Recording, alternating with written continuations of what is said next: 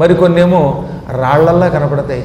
ఎంతెందుకండి, ఇప్పుడు మనకి సప్తగిరులు ఉన్నాయా తిరుపతి, ఆ 7 కొండలు కూడా ఒక్కొక్కటి కొన్ని సాలగ్రామాలు, కొన్ని నవరత్నాలు.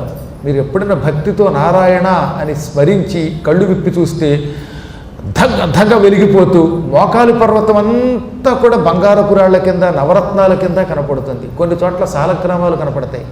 కానీ అవే కనుక మన నవరత్నాలు లేకపోతే ఏవో బంగారపు గనులు అని భావిస్తే మళ్ళీ రాళ్ల కింద కనపడతాయి. భక్తితో దర్శించే వాళ్ళకి అవన్నీ పూర్తిగా సాలగ్రామాలే, అన్నీ నవరత్నములే, అమూల్యమైన నవరత్నములే.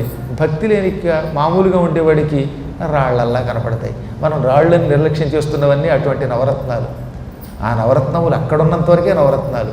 దాన్ని ఎవడన్నా అపహరించాలని ప్రయత్నిస్తే ఆవిడ జీవితంలో రత్నము లేదు, ప్రయత్నము లేదు, వెళ్ళి ఎక్కడికో పోతాడు. మీకు ఎలా తెలుసా నన్ను అడగరే, నేను మోకాటి పర్వతం మీద నడిచినప్పుడు చాలాసార్లు అనుభూతి పొందాను. ఆ అనుభూతి మీతో పంచుకుంటూ ఉంటాను. అప్పుడప్పుడు ఈ క్షేత్రాలకు వెళ్ళినప్పుడు ఈ పురాణాల్లో చెప్పినవి గుర్తుకొస్తాయి. నేను రత్నేశ్వరలింగంలో కూర్చుని నిజంగా ఆనాటి రత్నేశ్వరలింగము, ఆ బంగారు ఆలయం చూడాలి అని కళ్ళు మూసుకుంటే బంగారపు ఆలయం కనపడింది. నాతో పాటు ఉన్న వాళ్ళకు కూడా కొద్దిమందికి కనపడింది. అలాగే తిరుపతి మెట్లు ఎక్కినప్పుడు ఎన్నోసార్లు చూశాను ఆ నవరత్నాలు. కేవలం భక్తితో చూసాం. ఆ తర్వాత బాబు యథాప్రకారంగా పాషాణం కింద కనపడేలా చెయ్యనేవాళ్ళం. అది యథాప్రకారంగా రాయి కింద కనపడేది.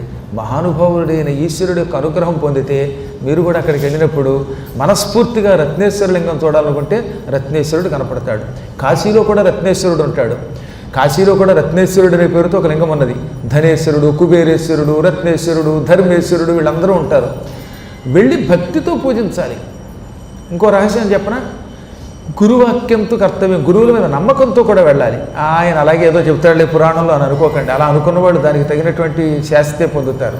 మనకి ఎంత ఎక్కువ నమ్మకం ఉంటే అంత బాగా భగవంతుడి యొక్క దర్శనం అవుతుంది. యాదృశి భావన యత్ర సిద్ధిర్భవతి తాదృశి.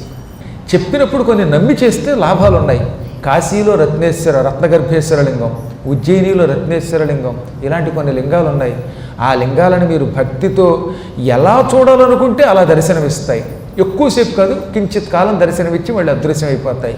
అలా నిజంగా మీరు రత్నలింగం రత్నలింగంగా, లేకపోతే పాషాణలింగం పాషాణలింగంగా, మహాకాలుడు అంటే మహాకాలుడిగా చూడగలిగితే పునర్జన్మ ఉండదు. ఒకవేళ ఉంటే ఉత్తమ జన్మ లభిస్తుందిట.